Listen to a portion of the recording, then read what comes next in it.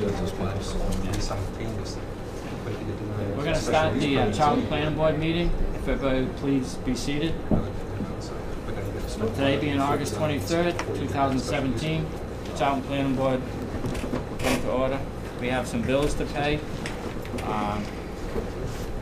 We have 12 invoices from Graves Engineering. The invoices are all listed. The total amount is $7,148.41. We have another bill for petty cash postage for $47.62. We have another bill from Pitney Bowes for $159.78. A cell phone bill for $95.25, and a WB Mason bill for $483.96. Along with the readings, all the invoices are included. Do I have a motion to accept the bills as read? So moved. Second. All those in favor? Aye. Aye.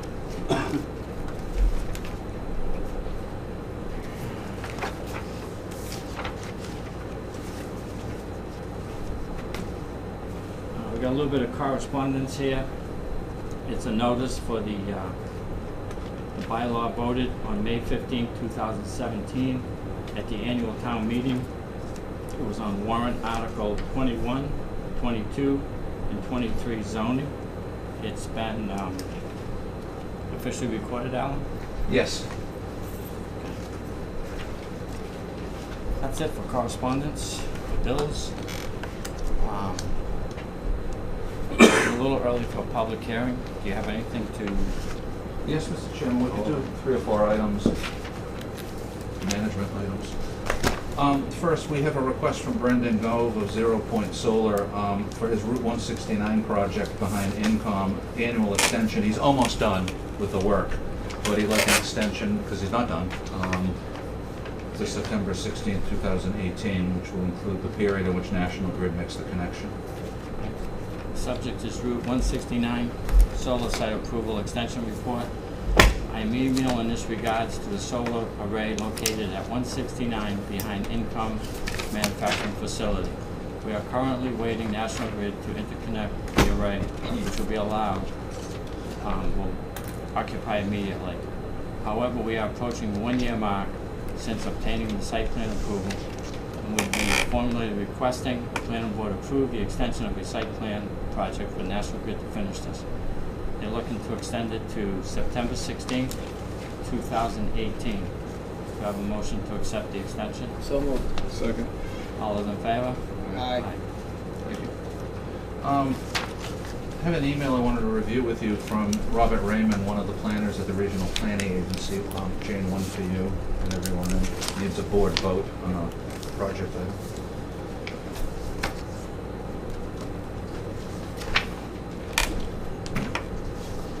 This is a requested Charlton Planning Board from Mr. Raymond at the regional agency. The regional agencies across the state are starting to work with the State Department of Housing and Community Development on a development database. I guess for the past few years, the Metropolitan Area Regional Council on Boston and their suburbs completed their end of it. Now they want to spread it statewide. So they're asking if in the next month, each community planning board they email this to would send them all information, if you're willing to, of planned developments and potential developments within certain size categories. So for a town the size of Charlton, all housing projects that are potential or planned that approve for more than 10 units. So if it's, say, a 5-lot subdivision, they don't want to put it in the database. And for all non-residential, for a town the size of Charlton, any projects planned or projected that the building square footage is at least 20,000 square feet of building. I called him and asked him, could you explain exactly what you're looking for in the way of planned or projected? And he said, anything a planning board has already approved and anything in the pre-application pipeline that the applicant is willing to have us put in the database, but we would not identify anyone by name. It would and it would only be by community, not even the location within the community. So say we're talking to someone who's coming in 3 months from now and wants to do, say, a 30,000 square foot office building, then they'd like to put that in but they wouldn't identify the name of the location. And the real purpose is there's a couple of statewide plans for federal funding that this type of data is required. Some transit funding for the state and some economic development funding the governor is trying to set up with some federal programs. So it just needs a vote of the board to agree to have Jane and I put the data together. And they'd like it by September 15th, but they'll really finalize everything in October. Make a motion that the board to have Alan and Jane put this information together for Robert Raymond's CMRPC. Second. All those in favor? Aye. Aye. Thank you. When we put it together, we'll put give it to the board to review prior to it going to CMRPC. I've got one more I can do also. The 745 Village District Complete Streets Tier 2 planning. I can give you an update. Dan Daniska from the regional agency was on your agenda for tonight, but with delays on his summer schedule, he's not ready to come in and give you a draft of the Village District sidewalk plan. But he did want to tell you that he will definitely be here for the next meeting with two of his staff that work with him on it. And what I've been doing with him the past week is paperwork to the state on the contract, the scope, and all that. And again, they'll give us a little under $11,000 in casino money. It comes from the casino revenue, actually, to pay for CMRPC. And after you meet with him in September, you'll finalize in October, and then over the winter we can go for the first two center sidewalks, the same program. Where we are on that. Yeah, I've got a couple other quick ones.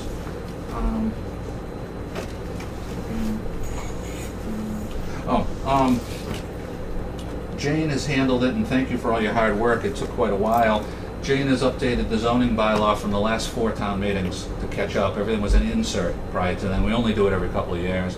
And she completed it. It's been proofed. It's gone into the general code through the selectman's office. We'll have Lisa Westwell put it online in the next week. And Jane headed it to the printer. Told us sometime in the near future we'll get copies back for everybody. Yeah. So the new one will be dated July 2017. And we'll give copies to everyone. Thank you. But again, I want to commend her. It's a lot of work. She spent a long time on it too, and we had a couple other people proof it to make sure we caught everything. One more item and Sure. go to public hearing. I know we're on cable, so I don't have permission to identify the location of the owner, but as you know, we've talked about it off and on for a year. There's a small, very nice and commercially zoned area, house that a gentleman wants to come forward for site plan review to renovate, keep the apartment on the second floor and have a nice small coffee shop on the first floor. And we met today, engineering, myself and the applicant's engineer. We'll probably get the submittal next week for your second meeting in September. And I think it's come along very nicely, and I think it will fit in that commercial zone along major highway, even though it's a house. It'll work out pretty well. That's coming in. And then there's been some good trolley crossing progress regarding water the past week or two on someone who's doing proposing renovations up there that could benefit 3 of them up there. So again, I don't have any details or permission from them yet, so I think it'll be on an agenda in the near future. Thank you. Thank you, Mr. Chairman. Okay. Time-wise, we're good for the first one. 17.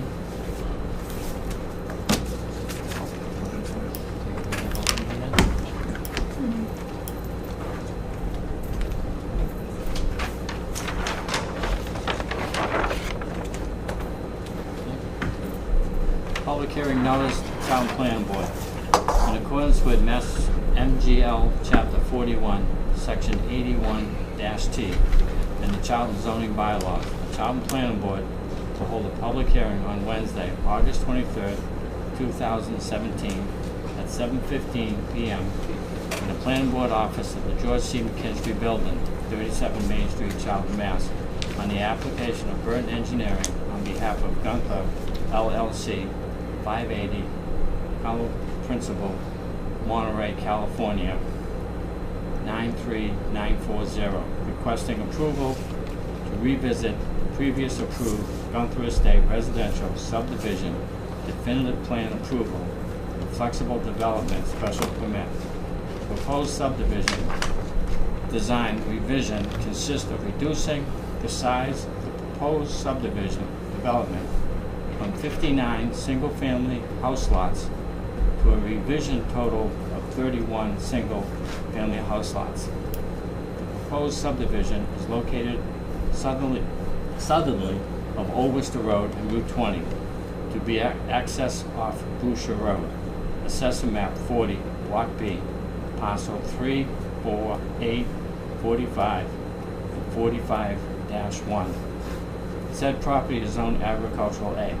Copy of the definitive subdivision plan and special permit revision applications are available for inspection at the planning board office and the town clerk's office during regular business hours.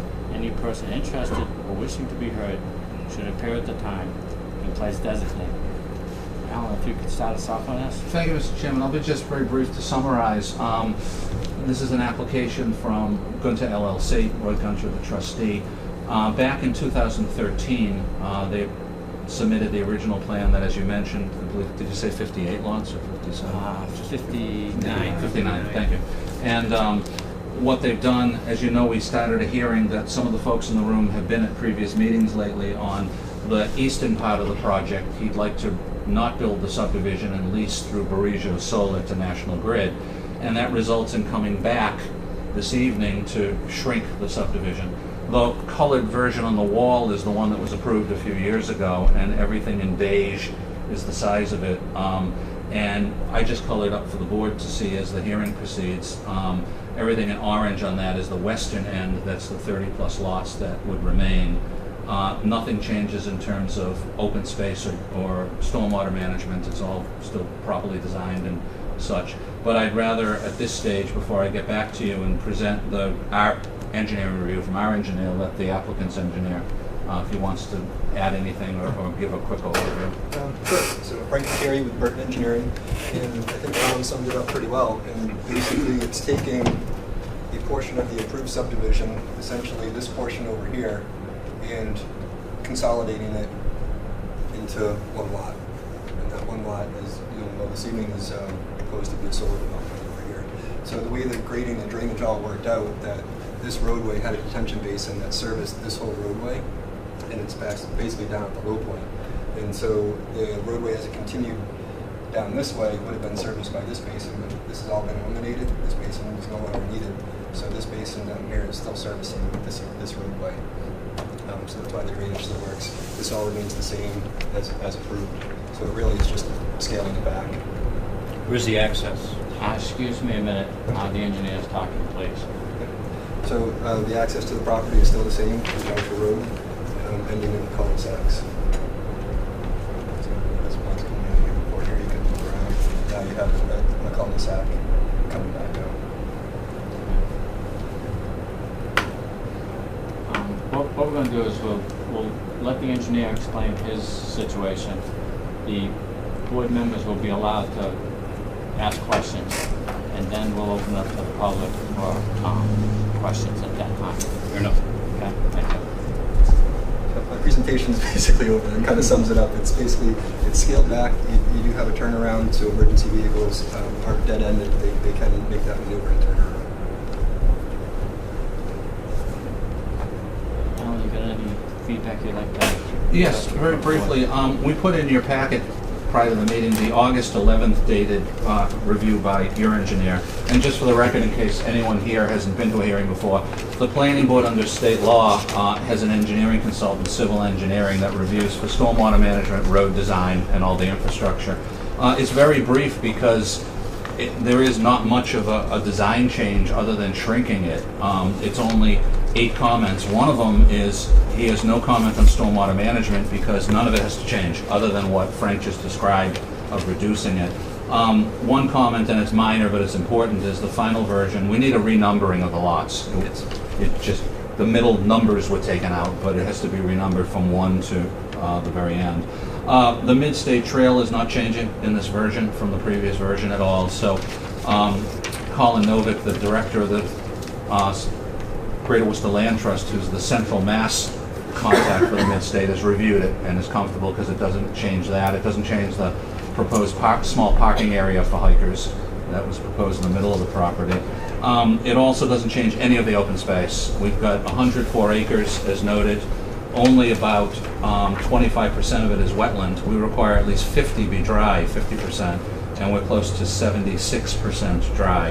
And none of that changes from what you approved a few years ago.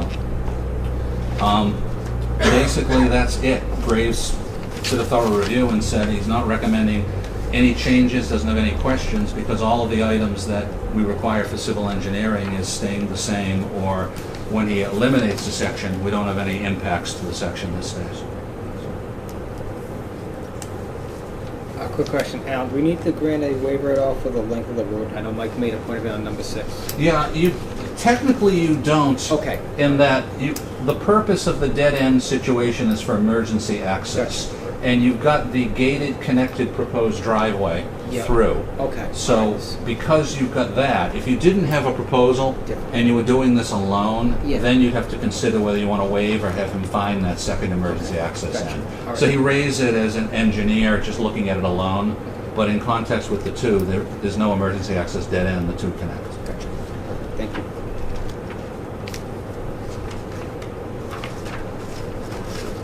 Basically, Alan, this proposal for the 59 houses is going to be dropped down to 31. Yes, single and that families. whole eastern portion will go back to just one large lot that is being proposed through your other hearing this evening from the zone. Any other questions among the board at this time? What I'd like to do is open up to the public. If you'd state your name, your address, and try to keep it brief to like 3 minutes. Any questions from the public? Yes. First question, concerning that field in the back, that's going to be a solar field, I understand. My question was, where's access to that solar field? Name and address for that. Sorry, could you say your name and address? Oh, I'm sorry. again? Thank you. Mike Gibney, 21 Boucher Drive. The solar design is going to be presented by Dave Albrecht, but it's my understanding there'll be a gate at both ends with a gravel drive connecting things together. May I Yep. ask another question? On Boucher Drive, where we live, they came down and took out all the trees and left these huge stumps, which are very dangerous. When is the modification of the road going to be completed? That I'd have to refer to the engineer. Yeah, we're still ongoing with that, and have been contacting electricians to move the underground so they can rehang the wires. The trees that were cut were within the right-of-way. We had our surveyor come out, even though you might mow it and whatnot, where the actual right-of-way is might be a little different than maybe where you think it is, because sometimes the lines extend. You have your paved way. The right-of-way is actually typically a lot wider than the paved way. So some of those trees might have looked like they were in your lawn area, but we did have a surveyor go out and flag the sideline. So those trees were taken down. As far as the stumping, I can speak to Mr. Gunter about that and getting someone back out to see what we need Yeah, to do. there's kids on the street. And, Sure. As far as finishing the roadway widening, he's looking to work with a developer. Mr. Gunter's not necessarily a developer by nature. He's a landowner, and so he permits projects and he looks to partner with developers to actually build the projects. So right now he's still trying to get a developer investor in that wants to build out the subdivision portion of it. And so I'll also bring up one of the comments that Graves had mentioned was there's some drainage improvements that they want to see on Boucher when the roadway widening does happen, as far as catch basins and making sure additional catch basins are added so the drainage works properly when the widening's done. So that's something that we need to address when that does move forward, and we will be addressing that. As far as a timeline right now, it's really, if you can get someone to buy it and build it, that's when it will happen. So I don't have a definitive answer for you on that right now. I appreciate the answer you gave. Is there a schedule for how this development is going to happen? That's what I was going to ask. I can tell you what Mr. Gunter has told me at the moment. With the market and everything, he hasn't found anybody. He said over the past couple of years, occasionally interest from professional builders, but it hasn't worked out as they talk. So right now, it's not moving forward physically in the future at this stage. If he finds a developer who wants to buy it, then that developer would have to come back on this agenda to introduce himself or herself and have an initial conversation, and then legal paperwork related to this would have to be formally drawn up by their lawyer and get on this agenda. So it's not that we'll find out someday that he sold it to Mr. Smith. Mr. Smith has to come in and get involved with the planning board. So, but right now, he honestly told me about a week ago, he says, I've got no bites, so nothing's happening physically that we can see in the near future. If it changes, though, it'll have to come all on this board again with a new person. Alan, I've got a question. Knowing that they've taken the trees down and left the stumps, as he's got a concern with kids in the neighborhood and stuff, is it within us to ask to dress it up a little bit, or is that something we can't do? Well, we've had other people lately in the past week who've called or dropped in on that, and if we don't have a legal authority to set a deadline, but if you could help us in terms of like now, what we could do if we had to is talk to the tree warden, who has more authority to have to get formal. Right. So if the board wishes, I can at least contact the tree warden to get him communication in the loop, but we're relying on you as the engineering representative to, as soon as possible, could you get those out in the near future? I mean, it's just getting a contractor with a truck out there. Yeah, and Lloyd would be happy to do it. He wants to be a good neighbor, so if that's an issue of concern, I'll work on setting that up. Thank you. I won't pay for it, but I'll get that set up. Because he'll keep calling Alan, he'll keep calling me and bugging me, and the circle goes around, and I don't want that to happen. So, So who's going to clean it up? Gunter is, right? yes. And I believe there's some, when they took those trees down, they left some logs as well, so I'm going to try to get someone to take those away as well. Where is he taking the trees down? Well, I just walked in, I'm sorry. sorry. You started Excuse early. me, Bev, could you state your name and address for the record, please? And then- My name is Beth Dow, 92 Richardson Corner Road. Your question is? My question is, where is he cutting the trees down? they've already been cut along Boucher Road, and it's to allow for the widening to move the utility poles. So the new utility poles have been put in, but in order to rehang the wires, some trees need to be cut down for safety reasons to rehang the wires. And Where so is Richardson Corner Road? That's not anywhere near here. We're talking about Boucher Road now. Okay, thank you. Zach James, 23 Boucher Drive. If this was to move forward as splitting it up and reducing the size and creating that larger parcel, as you said that there's going to be no foreseeable date for this actually being implemented from a housing development side, Right. would that allow for the solar development to go in without the development present? Thank you. So leave that up. They'd be two separate projects. Yeah. Is solar going in there also? Later this evening, something solar for this parcel.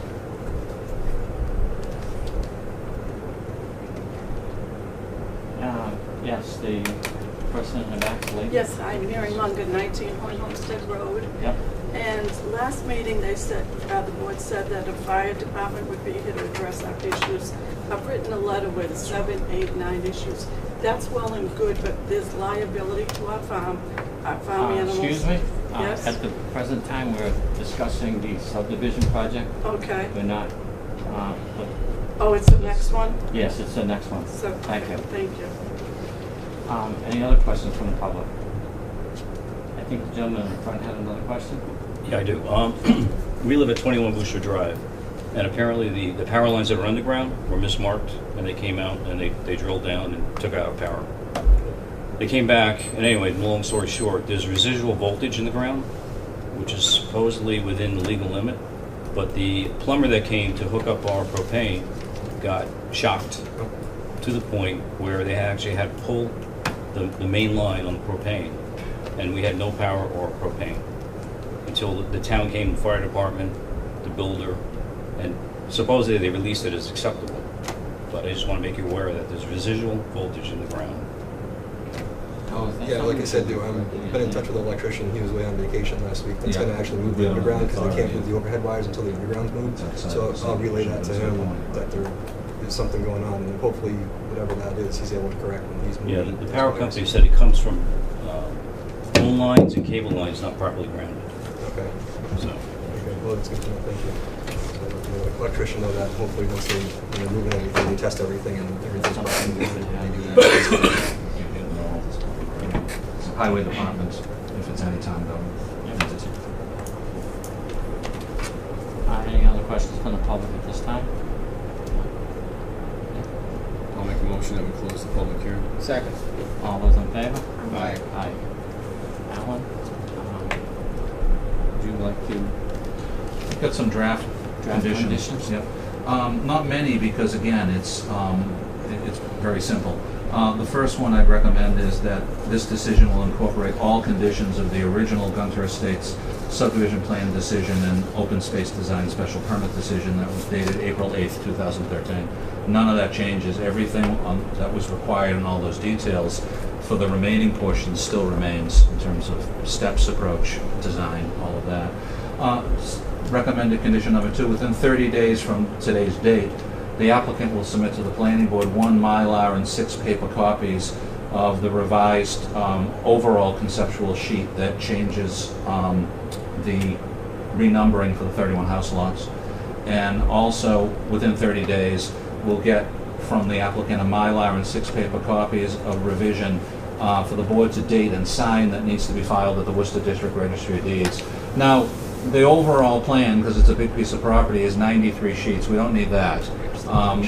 The lotting plans probably, which is probably maybe 15 of them. Yeah, that's all that we get. The lotting plans with the cover concept, date them, stamp them, suitable for registry submittal, and that will supersede the old one and rescind the entire eastern portion of the property. That's it, because everything is still in place from the previous one. Is the 2-year starting again now, or? No, they only get an annual because it's a revision. So because we had the 2-year originally, which is what you do when you approve something initially, even revisions then only get a 1 year. So this is a 1-year approval. They'll be required to come in annually on the agenda for an annual extension, the way you had the solar one earlier this same evening. Good question, though. Clarify. I have a question.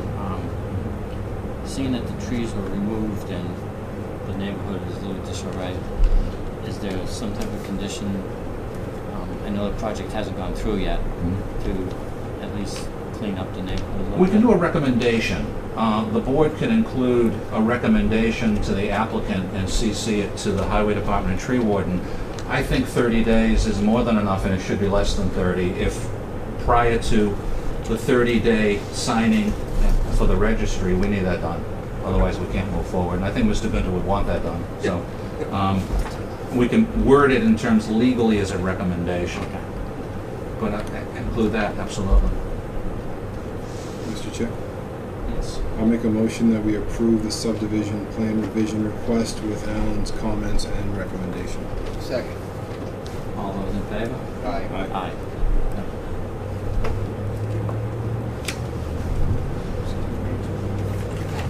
We'll write up the decision at the beginning of the week, Frank.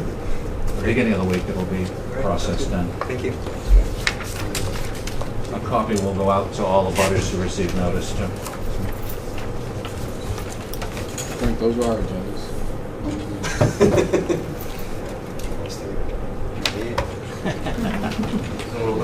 Collector's items. Save us the trouble of recycling. 7:25. No, we're good. It's the other thing is 7:35, the next one. 7:25, we're a few minutes after. Was that the map that was there? Yes. Well, did Frank that up? Yeah. Yes. Yeah. You want to do the Regio solar system? Sure, we can do a summary of where we are and then same format. Being 7:25, we'll have a continuous public hearing on the Regio solar system. Alan, if you could start us off. Thank you, Mr. Chairman. I'll be brief to summarize as much as possible, then the board and anyone interested can continue the hearing. This is the third session of this hearing. We opened it first, continued it, and now this is the third evening. And as you know from the last one, we reviewed the Graves engineering report from our consultant and required the applicant to give us another revision prior to this evening. They did submit it, and we put in your packet the August 11th dated review from Mike Andrade at Graves. And basically, in terms of everything, and I'll only point out a few small things that haven't been revised, just about everything has been revised to how he requested it. all that's really left from the civil engineering element of the review from Michael is item number 2, just adding that particular note of clarification on an engineering item to a second sheet. It's on one sheet. He still wants to see it on sheet C-1.0, so people understand in the future on that. Regarding the driveway revisions, he defers to the fire department, and the fire department met with the applicant, and they did make the changes the fire department wanted on width and such, so they're all set. Condition number 11 is again a small civil engineering HydroCAD calculation that he just wants it reflected on the plan, not just in the report. Again, you sometimes locate the same information in different material to make sure there's no confusion. And item number 30 is the only other that they completed the Mass DEP stormwater report checklist that's required, and he just wanted a verification on one particular item just for his satisfaction, just in terms of language. That's about it. So item number 1, in terms of civil engineering, we're basically all set according to the recommendation of our engineer, other than those little footnote and information duplication items. I'll mention a few other items before the board turns it over to Mr. Albrecht and also takes conversation comments with the folks here. I spoke to the fire chief at your direction last Thursday. Chief Cludia had gone over the plan when it first came in and went over it again. And he told me to convey that in terms of concerns about fire protection and stuff, he's very confident that he can handle everything and everything is properly designed. And a few points he asked me to make. Number 1, we've had 17 of these already in town. This is the 18th. So obviously he sat down with his staff and they have their policy and comfort and understanding of how to respond, how to manage a commercial array. And also they've learned over the past few years very thoroughly of the material situation, what's combustible, what isn't, and how you manage it. And his policy is that if he has the equipment, and he has the proper equipment, he has the response time, which he's good on response time at this location, and he has the ability to bring the water in, then he has no concerns to raise. And he said regarding his department's review of this one, given that the driveway width was changed the way he requested it, he's covered on equipment, on water, on handling any management of any type of fire, and he asked me to convey that this evening. Basically, I'd like to give the board at this point a chance, if you have any questions to the applicant, if you want the applicant to present anything. I think it would be helpful if you could show us for a few minutes when the board asks you to, because I know we had conversation at the last meeting, Mary brought up some points, and other people did, Bob did too, about the section of the plan where along the driveway you initially proposed some above-ground utilities.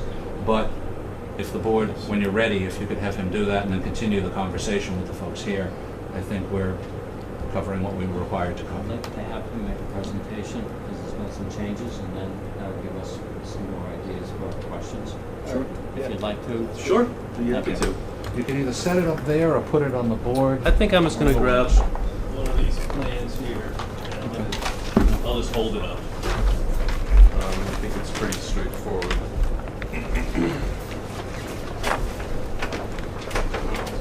That shows you the overall site, but this shows you what he's getting into right now. So I think you'll, well, first of all, my name is David Albrecht, professional civil engineer with Borrego Solar System. We're situated in Lowell, Massachusetts. I know you'll be looking at this, Alan, but Mr. Chairman and members of the board, the 3 or 4 comments that Michael Andre had raised to have in the plans are in the plans that the 3 sets I delivered today. So all those things have been handled.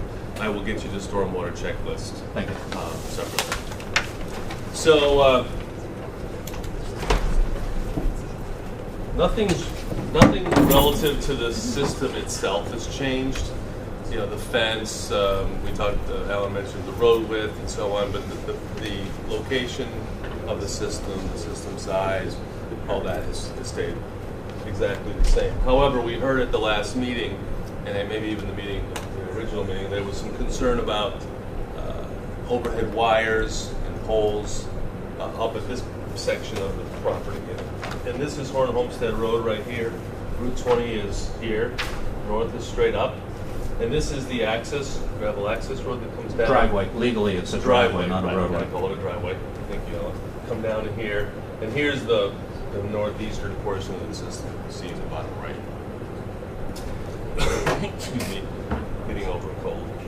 So we had always shown a series of poles. I think there's maybe There are 6, this is the plan you originally submitted. Right. There are 6 on the northern stub, And and then- then around the curvature you have scattered out 8 more. 8 more. So through discussions with the neighbors, Bob and Karen Couture, located here, visiting them the other evening, we've decided to, from the point of it, from the riser pole here, all the way around, all that's now been put underground.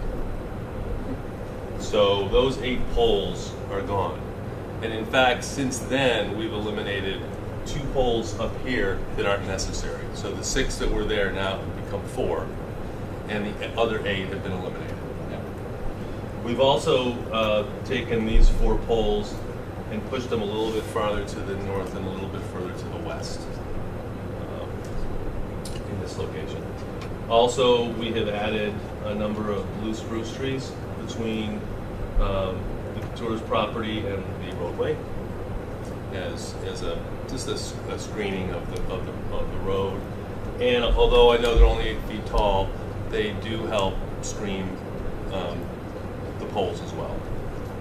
And those are the 4 poles that have equipment on them, as we've always talked about. And that is pretty much the changes we've done. These poles are different than these poles. These poles just are there to hang wire. These poles have equipment at the top.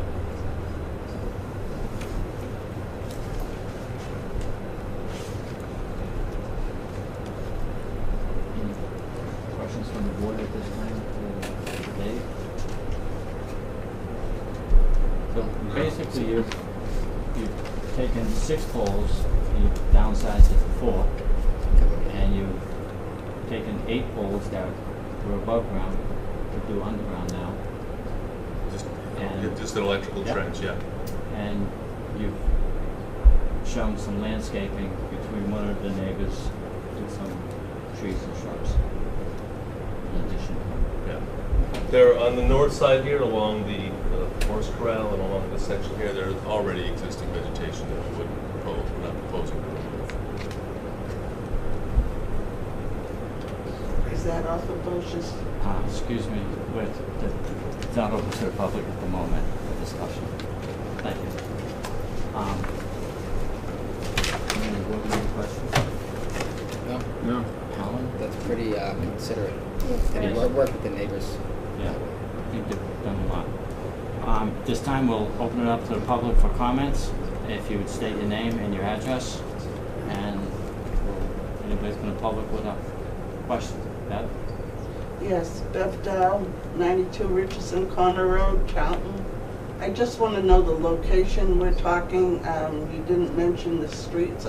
I don't know where it's actually located. So, Fort Homestead Road is right here. Right? Route 20 is here. That's where we're at. We're talking about right there. Richardson Corner Road is way over here, 200 feet lower in elevation than here, and Boucher Road is over here. We're probably over 1,000 feet from Old Richardson, and probably 1,500 to 2,000 feet from Boucher. So where are the panels going to be facing? Who is going to be seeing them? Nobody. They're in this area and they're facing south.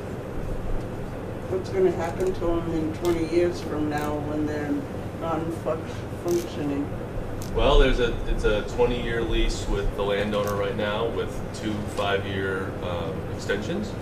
And at any time, the system owner who owns, they don't own the land, they own the system, or the landowner or the system owner can back out of the deal, but they have to decommission the entire system, which means they have to remove everything. And that's the decommissioning. Yeah, the planning board, under the planning board regulations, requires an insurance policy in the planning board's name. It's called the disassembly performance. We have them for all of the other solars in town too. And if that's ever not removed per the planning board's request or abandoned, the planning board draws down on that, and our engineering consultant hires a contractor to reassemble, disassemble, and restore the property to natural state. So there is a bond to disassemble it if it ever becomes abandoned. Right. That's what I worry about, what 20 years from now or less or more, what they will actually do to the atmosphere. There will be a bond for it.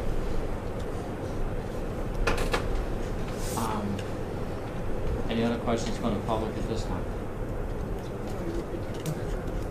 My Again, name is state your Ma- name and try to keep it to a 3-minute subject, please. You guys know me well. My name is Mary Mungan, 19 Point Homestead Road. Yep. I'd like to meet with you at some point because I'm the other abutter and that's my corral there, so I'd like to talk to you and meet with you regarding the other calls that you have, if that's possible. The other thing is we talked about the fire department and they feel confident, but they have to have special suits, special equipment. There is no water there. My question is, how are you going to get the water there? How are we going to be notified with these toxic fumes? If there is a fire, there may never be a fire, but I'd like to address it now before a catastrophe. We have animals. Who's liable for his cattle that he raises for consumption? My hayfield when the toxic fumes go on that, who is liable? I'd like to know the questions. I wrote a letter and I have about 7 concerns that really have not been answered in writing. Liability. We'll take one question at a time. Okay, who's liable if there is a fire? Alan? Sure. A couple things. One, in terms of the specifics of how they get water there and how they handle it, I don't have the answers because the chief told me that he's got it all set. I mean, I understand that. like confession. But if I would suggest, and I'm not passing the buck, I would suggest call Chief Cludia. I think he could give you the details of what he told me in general terms, and I don't think he'd have a problem talking with you about that at all. I would love to. But he is very confident, and he said to me, in all of those areas, because this is not the first one in town, they've been trained. They've gone through it, and they've learned a lot about, with all of these solars, the concerns you brought up about what's combustible, what isn't, what is potentially, if it burns, creating a toxic or not, how they handle it at all. So I really would suggest you give him a conversation. He'd be glad to. It wouldn't be a problem. Mary dropped off a letter yesterday, and I just handed it out to the board. A couple points in the letter on a few things that she's asking. You asked about 61A. Yeah. And the way 61A works, if someone doesn't know in the room, I'll be brief. 61A is a tax classification for people getting a tax reduction if property is in a natural state. If this or any other property is in Chapter 61A, then Mr. Gunter, prior to anyone receiving a building permit, would, under state law, apply to the selectmen for the release. Are the butters notified on one of those release reviews or not? I don't know how that works. But the selectmen review it and their purview, and the town has the right of first refusal, but usually you only see a Massachusetts community buy a piece of land that's coming out of 61A if they need it for a school expansion, something like that. And the town does get a tax back payment from the landowner in exchange for the release. So, do you know if this is in 61A? It's not our world. It is not. The building commissioner really manages that. If someone comes to him for a building permit, he and the staff check to see if it's got 61A classification or not, and if it is. No, Mr. Gunter's never mentioned to me he's in 61A. Do you know if he is? Well, I am. He and is not. You guys? Are you in 61? Yeah, we're all in 61. Then, That's only if you apply for sorry. No, we are certified farms with the state. yeah, so the only 61A question here is whether his property is or not, and if he isn't, then there's nothing about 61A related to I it. think he is. Do you? You don't think he's in 61? I think there was portions that were, when we Mhm. purchased the original farm, Sure. that portion, and I think there's a period of years where you can get out, Mhm. and I believe you get out. So he already took it out at some Right. point before our time. That's what I believe. Yeah, but again, the building commissioner always checks for any application. It's a routine thing. He has the town inventory on his computer of what's in 61A, and they always do a routine run because he can't issue a building permit until something is out of 61A through a selectman's release. So. All right. Yes. I have a Bob Kuchar, 36-1 Homestead Road. Yep. Dave came up to the house the other night, Monday night. We went over, walked the fields, and we talked about underground versus poles. There was one other option about being overhead risers at the point of exit onto the street lines. And there was a pad mounted situation that would replace, if I'm speaking out of turn, let me know, that would replace the 4 overhead poles that would be between our house. Okay. And there would be a 40 by 40 pad on the ground. We didn't know how that would impact Mary and Bob, so we really kind of we thought about it. We'd rather see it on the ground because we're looking that way and Mary's looking back at us. Yeah. I don't know how that would go, Dave, but I know I told you I can't answer for that. Right, no, I appreciate that. So there was another option there versus the 4 poles before it enters Horn Homestead, and I just would like to, if we could all look at that together, that might be one option. Sure. I don't have a full-size version of it, but Okay. it's I do have a reduced version, and it's about a 42 by 39 foot enclosed area that has, because this is a project for National Grid, has to have 8-foot high fence with 1-inch mini mesh, which is a smaller. Standard mesh is 2 1/4 inch, and this is 1 inch, so that nobody can climb it. So this is a sort of a schematic of what that might look like. It's in the same area as Bob mentioned. It would be right up in this area, and we have to abide by the setback, so we can't have the pad. And it's a 42 by 39, but it has 4 concrete pads inside of it. But there's still a pole. So you replace. There's a riser pole, right? There's One still a riser pole. pole to go out. There's still a pole. Right. But there's 4 pads. They range anywhere in size from probably 4 by 4 to maybe 10 by 10. And they're all, the reason the enclosure is so big is because they all have to have clearances from each other for safety reasons. So, you know, sort of facing your property, Mary, it would be a 42 foot wide, 8 foot tall fence. No barbed wire. We don't have any barbed wire on National Grid projects. Excuse me. In order to build that, though, we would have to take down the vegetation it's right next to your corral and kind of runs a little bit closer toward Horn Homestead. That would have to come out because we have to have room to build this. And that's why I'd like to meet you just to go over that, if you don't mind. Yeah. No, you can meet with our, you probably wouldn't meet with me, you meet with our project manager, construction, Whoever they Liz. met with is fine with me. Yeah. Can we replant a protective barrier to cover the fence? That can be done. That can be done. I'm just- And we also, talked I about mentioned all these about things. earlier. It's not that- something we haven't talked about. Yeah. We'd also have to build, we'd also put bollards along the road because that section is so close to the road. So we'd have big, unfortunately, they'd be big 4.5 foot tall, bright yellow bollards. That's a safety. The poles are not pretty. I mean, Karen and I took a ride the other day. We went to Carpenter Hill Road. The poles have these big 3-foot T's going across them. We've talked about a different type of holding application prior. Yeah, I can't commit that they Okay, could but do I mean, that. they're not pretty. And, you know, we've got a pretty large investment up there, and so does Mary. And we're trying to minimize what the exposure is. We're not against it. And I think that they're working with us, you know, well. And it's just that we want to just kind of like remove anything unsightly. The second thing I had is, and I brought this up to Dave, and I'm sure the board knows it, that Horn Homestead is a scenic road, designated scenic road.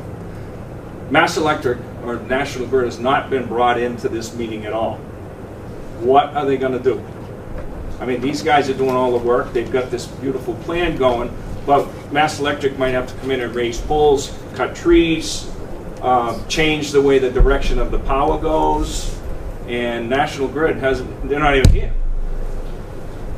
Let me ask you a question. Do they have to do anything along there that you, and to your knowledge, or not? As far as I know, yes, we have to be able to get from where we come out onto Horn Homestead down to the first pole that's at the corner where Horn Homestead turns. So Yeah. they will be coming before the Board of Selectmen Right. for a And pole. I was curious. The way it works is the planning board only has legal authority under state zoning law for on the property of what we're dealing with so far. And if they have to do what you're saying they have to do, they have to go to the selectmen for a hearing. So that would It's a be, shame they're doing all this work and It's- all of a sudden, it's the law. The regulatory system in Massachusetts. Planning board under administrative site plan, chapter 40A zoning, only has the authority to deal with the on-site design that we've been dealing with for 3 hearing sessions. We don't have the authority to get into the off-the-road, but they're mandated to go to the select board or a city council in a city, and that end of it, similar to we can't get into wetlands. And if there were wetlands, they would be mandated to go to the Conservation Commission. It's just the way the Massachusetts legal system works and is structured. So if Yeah, you're they'll go to the Board of Selectmen, but we won't be there. I So they're understand, not- but I'm just they're saying, not you're here doing for- all this work, but there's still another leg here that has to be handled. Sure, and if, It's every single solar project. It It's just is. like that, every single one. Yep. Any other questions from the public at this time? One more, yes. But how many solar plans have you dealt with that are on a designated scenic road? Because there's really a lot of things you can't do. You can't move some of the stuff. So I hope we address that at some point. Well, that'll be between National Grid and the Board of Selectmen. Yeah, yeah. Um, I have another one. Zach James, 23 Boucher Drive. So we've talked about the access on the old one, but there was also a mention of a access road out to the Boucher Drive extension. Correct. We're proposing, we've shown on the plans, a connection to the cul-de-sac. Okay. We just have a gravel road, but there's a, no gravel driveway, there's a Gravel legal, I have to be, there's a legal difference. I know. So is And, that for typical use or is it emergency? No, access? there's going to be a gate here. There'll be a with a Knox box on it for emergency management personnel, and there'll be one at the other end on Horn Homestead. So And that would be the major access? for this project, operations and maintenance will come through Horn Homestead, and that's 3 or 4 times a year somebody will come in. And when the cul-de-sac gets complete, gets built, that connection will be made to with the driveway, and that creates a loop for basically for the town. That's the purpose of it. I know Mr. Rogers has had a concern about the drainage and everything like that. I know our engineer has reviewed it. There is some drawings here. Would have been nice if you could come up someday during the week and look at the drawings. I think the engineer has done his calculations. The distance that the project is from your home and stuff, I think is would Yeah, satisfy thank you your very needs. much. Paul Rogers, 54 Richardson's Corner Road. That's the greenhouses that people drive by and hopefully drive into. My concern still remains erosion and the potential for it from the site. Now, could we start out by knowing what is the present topography, the height of the lowest point on the field and the height of the highest point on the field? Certainly, I think Alan may be able to answer this part of that question. Yeah, along what the with chairman was referring to is, at his request, because you gave us the details of your concern, our engineer looked at it all over again. And what he suggested is what he showed me and what he analyzed, if I can always show you anytime you come by, that given the distance, given the topography, given what they've designed, there will be no impact in your direction. There's about a 300 to 500 foot wide open space preservation strip from the back of your property westward. It won't even reach the open space. And then there's another 700 to 800 feet of on the property that they're not clearing anything but 113 feet from the edge of the thing. It will not go beyond, none of the erosion sedimentation will go in your direction at all. Even though the topography may be a certain way, the way they designed it, our engineers said, within the 113 feet from the edge of the area, that's the only cleared area, and everything will stay in there. So I could show you the details sometime if you want to come by. I could give you a copy of it too. I would. But our guy confirmed it and asked that the board bring that up this evening if anyone asks. That's wonderful. Thank you very much. I will plan on doing that. Anytime. Because Absolutely. again, as I recall, there was probably 40 feet height difference. Sure. And I mentioned to him that you brought up, height differences and looking at it from that point of view, and he said, but from an engineering design point of view, it will work. Our guy also will inspect at every point during construction, and we don't sign off to allow through the building commissioner a certificate to open and operate till our engineer puts in writing to the board and the building commissioner that he tested it and it worked okay. So we'll go through all of that too. Wonderful. Thank you so much. You're welcome. Thank you both. Thank you all. I have one more Yes, statement. Dave and I also talked, and my wife and I, because this field is below us, we're looking out from the front of our house, and we know there's a down gradient area where most of the system is going to live. There's a lot of trees that are going to be taken out along the roadway that service the field. And we casually talked about, if we come back to the house and we take a look and we're seeing panels, is there a way that we can get some additional trees or whatever we put in so that we're not looking at these fields? I agree, it's going to be there. It's going to be wrapped around us. And but Dave was pretty much willing and said that National Grid, on other projects that they've worked on, have come back and actually added different things for residents because they don't want to be upset with the residents. But I'm just bringing that up because we did talk about that as well. Right. Yeah, there's nothing I can show you now, but National Grid has pretty much, the phase one set of projects. One of them was Oxford Road. That's right.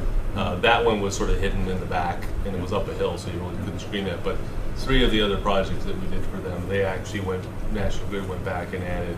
They did that on Snake Hill Road this past spring too. Yeah, they added more than what was So if we approved. put a condition in that addresses that, the way we memorialized it on Snake Hill Road, you're saying that they understand that that's something. They understand that, if I put a tree in point A, but that's not the right place, It's the same thing. and we you did on Snake may Hill Road. not see as much as you think you're going to see.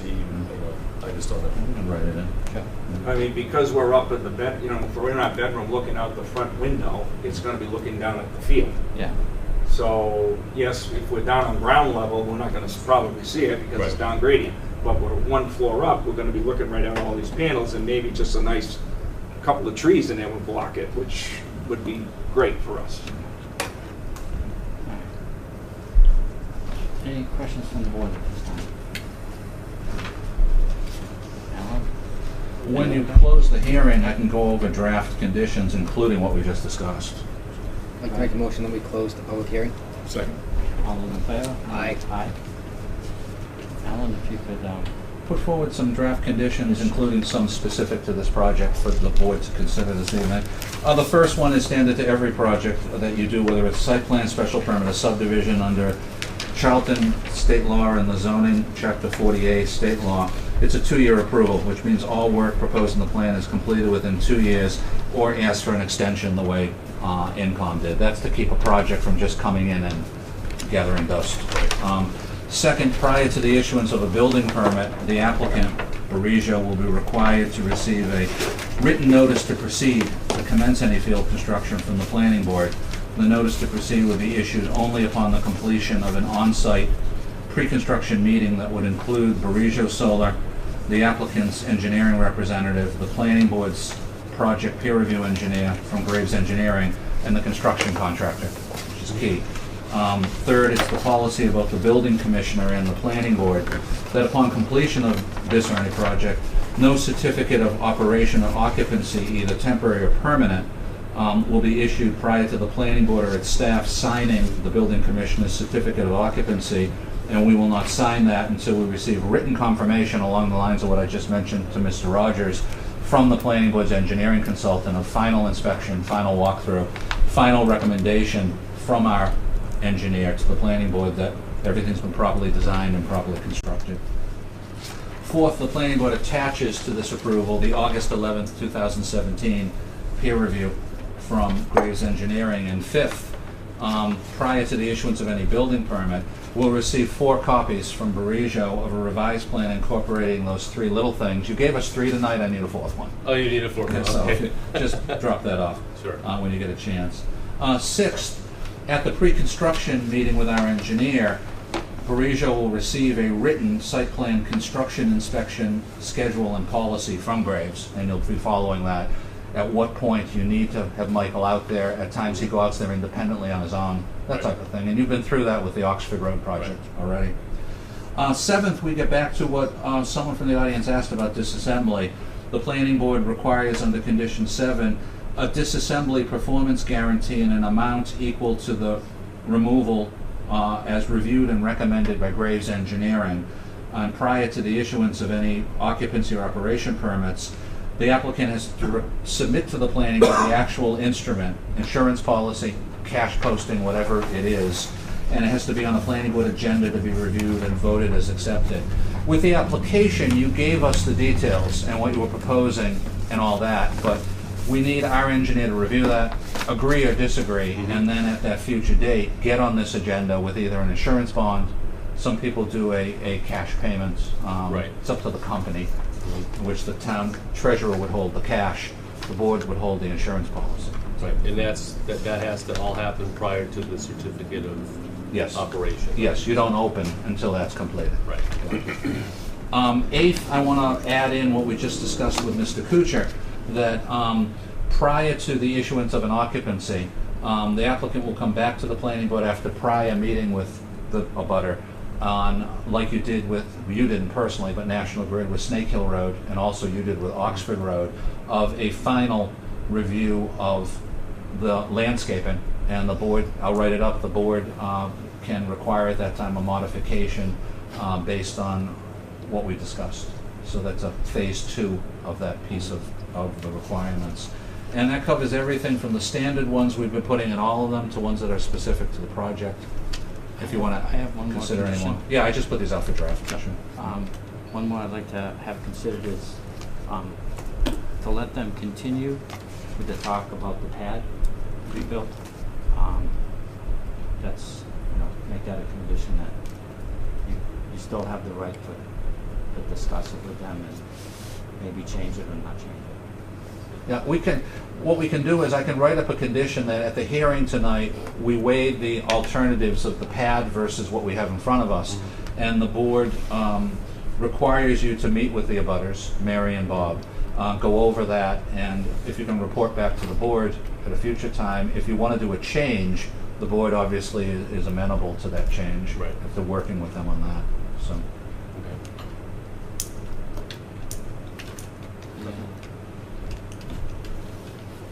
I make a motion that we approve the subdivision, the site plans application with the recommendations and comments. Second. All those in favor? Aye. Aye. I'll write it up in the next week or so, Okay.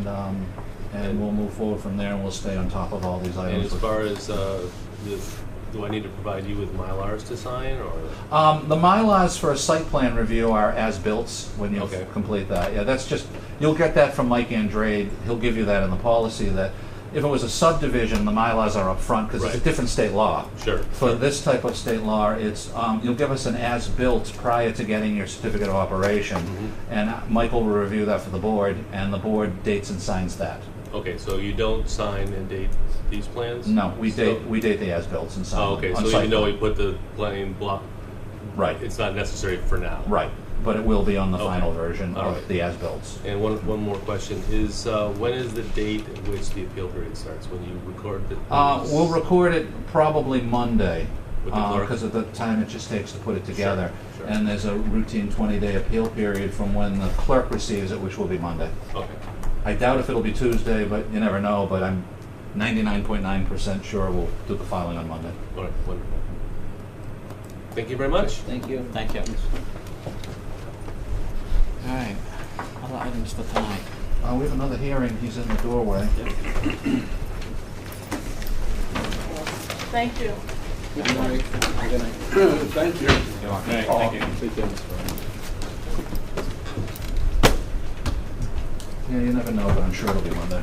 Yeah, no, that's perfect. Monday, Tuesday. I just need to update that in our schedule. Thanks for working with these folks. Oh, sure, Appreciate it. sure. Thank you. Good night, Bob. Have a good night. Yeah, you too. Thank you.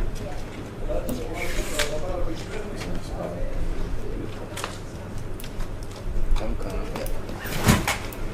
Yeah. Fine. Good night. You must have- you never met him? Seen farmhouse? My rock away. We'll hit that one up. Yeah. When I was a kid, we used to hang out like this.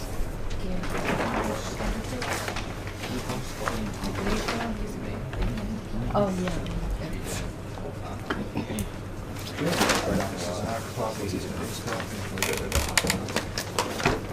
Hey, Jay. I can just sit here since it's no one. Sure.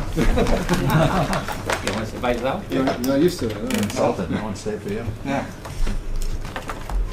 All right. Being the time it is, it's a continuation of the public hearing for the Rockaway Real Estate Trust definitive plan. I'll just summarize, and we're in great shape. This is the third night, I think, right? Yeah, to wrap up this evening.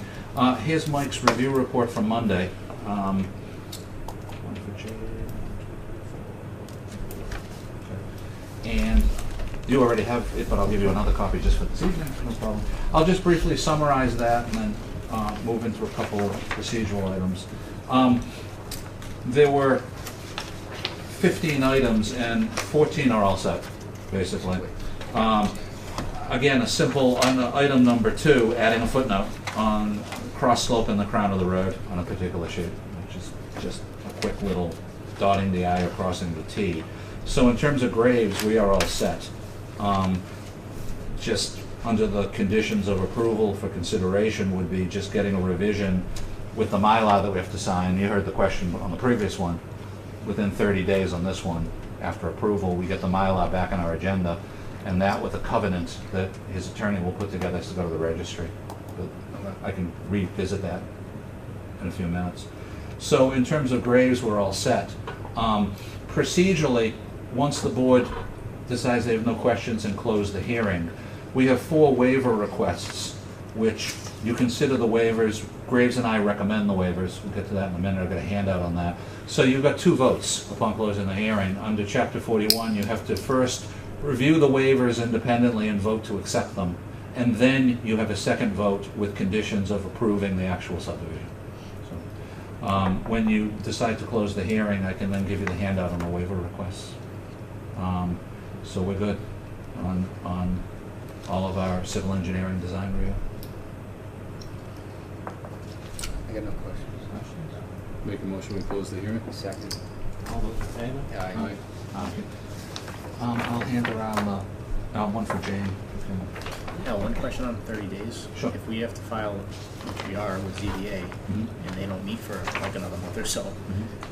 Well, I the don't think anything will ZBA change, isn't going to but- change anything that Yeah. we're signing. The ZBA, just to jump to what Jason's referring to, for any portion of the property that will be disturbed within the floodplain, they need a ZBA permit for that. But that's not in terms of anything they're going to change for roadway and utility. Okay. That's more of where you're going to develop and how, and just double checking floodplain protection. So I wouldn't, you're not going to be impacted. Don't worry about that. There are 4 waiver requests, and just for the record, and again, Graves recommends them. Section 416B, which is the cul-de-sac, our standard in the regs are 120 feet. Given the configuration of the property, they asked if they could do 100, and fire department has no problem with it, and Graves has no problem with it. Second waiver request is 417. It's an engineering tangent that is just about curvature in terms of surveying. And again, even though our standard is 50, Graves said the 41 feet here is not an issue. Third, we require under 417 a grass strip between the sidewalk and the roadway. And given the tightness of the property and not wanting to disturb that steepness, they're trying to keep it from as little erosion sedimentation into the steepness, and they like the grass strip waived, and in this case, it's environmental, it's not a preference to save money or anything, and we're okay with that. And fourth, 417, 24-foot roadway width instead of 28, and given the smallness of the project, the shortness of the road, the few houses, safety has no problem with 24 feet, and neither does engineering for turnaround or anything. So Graves recommends the waiver request, and I concur. So. Can we grant one motion to grant all 4 requests? Yes, you may. Okay. I'll make a motion that we grant the 4 waiver requests as presented in front of us today. So moved. Second. All those in favor? Aye. Thank you. I'll make a subsequent motion We should to... have done that after the public, after we closed the hearing. I thought you closed it. You did? Yeah, we did. Okay, Yeah, good, no problem.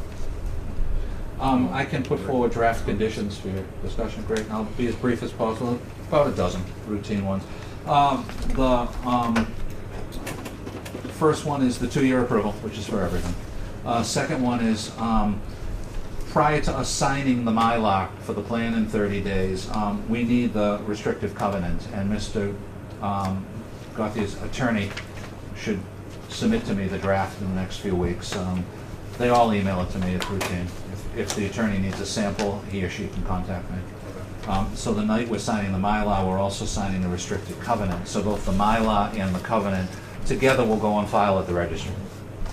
Third, this decision has to be referenced on the plan. A footnote is added to the plan that says on such and such a date the board voted and issued it on such and such a date. Fourth, the applicant will follow the planning board's engineer's construction inspection policy, which will be handed at the pre-construction meeting. Fifth is prior to the commencement of any road construction or utility construction, you'll have the pre-construction meeting and the notice to proceed, which you've done before, so I'm not reading it verbatim. Sixth, the planning board notes that the peer review was completed, and we attached the August 21st peer review report. And seventh, per the Graves review report, he notes what you mentioned on floodplain. I think it's just important, we do it every time there's floodplain, to mention in the decision that the board is noting that part of the site is proposed for disturbance within the 100-year floodplain and requires application to the ZBA and issuance of the ZBA floodplain permit in accordance with section 200-6 of the zoning bylaw. It's just memorializing it and cross-referencing for information. The planning board has authority under state law. It's the planning board that sets the name of the roadway. So the next condition is the planning board approves the proposed street name of James Lane. And you would change that from James Way at the request of the fire department. It sounded too much like Janes Way off of Stafford Street. Next, it's a policy of the building commissioner and fire department. They asked the planning board to put in a condition on subdivision. Prior to the issuance of the first building permit for the first structure, the applicant will install the street sign at the intersection of Route 31 and James Lane. That way, if while they're putting up the first structure, there's a 911 call about fire department or any emergency response sees that sign right there. Next, in accordance with section 1.6 of the fire department's fire suppression design requirements, the cistern that's required will be installed and operational per the inspection and approval of the fire department prior to the issuance of the occupancy permit for the fourth residential structure. And that's right out of the fire regulations that we've been putting in for several years now in each of our approval. So whether he builds, in whatever order he builds the single-family homes, which is a few of them are duplexes, he can get his fourth building permit for either 4 duplex structures, which is 8 units, or a combination with a single family, but he doesn't get his fourth occupancy until that cistern is in and operational and approved by the fire department. Then the fire department will tell the building commissioner to issue the occupancy and keep rolling. And that is it. Those are our conditions for this particular project, Mr. Chairman. Mr. Chair, Yes. I'll make a motion that we approve the Rockaway Realty Trust definitive subdivision plan application with the conditions Alan read. Second. All those in favor? Aye. Aye. Thank you. So we'll write it up at the beginning of the week, get it to you certified, and Mr. Gauthier, and about a month from now, we'll be back on for Mylar, and covenant acceptance. Okay. Yeah, sounds Can you good. send that directly to him, or the approval? Oh, yeah, well, the approval will go to him and to you. Okay. You'll both get a certified copy, so you'll get a green card as the engineer, too. Okay. What you're picking up is this permit. All right. Sounds good. Thank you for all your work on it. Good, Jack. Hey. Yeah. Well, no. I've only got a couple quick items, since this was a fill-in meeting, overflow. So.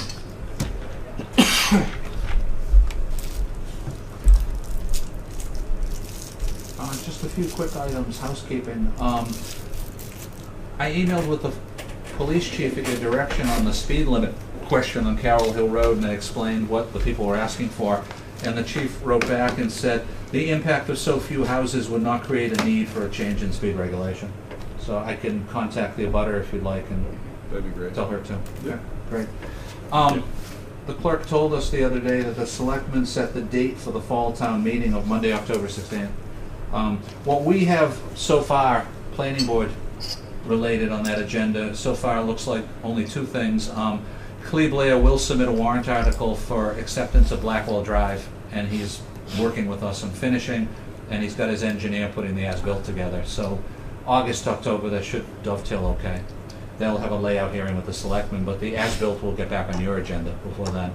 And the only other one we have is the couple who came to the last meeting on the map zone change in Carroll Hills. So I'll call them and give them the date for the town meeting and walk them through getting on your schedule with the public hearing before the 16th. A couple things coming up on your September schedule for hearings. The September 6th meeting will have a hearing to amend the special permit that the board gave Larry McKissick on his industrial property years ago to add this proposed tenant for a cement processing and materials. They've submitted, and we'll put it on for the 6th. It looks like a one-nighter. And then we've moved the meeting back from the 20th to the 27th, as I requested, and we haven't received a few things, but they plan on submitting for that. The engineer for the Bay Path project that you approved a few years ago is resubmitting to add one more parking lot up there, and that requires a revision. Graves and I have met with them a few times to go over what they're designing, and they plan on submitting next week to get on for the 27th. We have an applicant who plans on submitting next week for one reduced frontage house lot, which looks pretty routine. And again, that proposed coffee shop location, they're probably shooting for that date too. And you might have the Carroll Road zone change that night or the October 6th meeting. They're all small hearings, so they're doable to either do the 3 or 4 for that night. I already mentioned that Jane did a lot of great work, and we're all set on the update of the zoning bylaw. When the copies come in, we'll distribute them to you guys, and everyone else gets it in town government. And that's all I have. Thank you. Other conversation for the board? Do I have a motion to close? Second? All those in favor? Aye. Aye.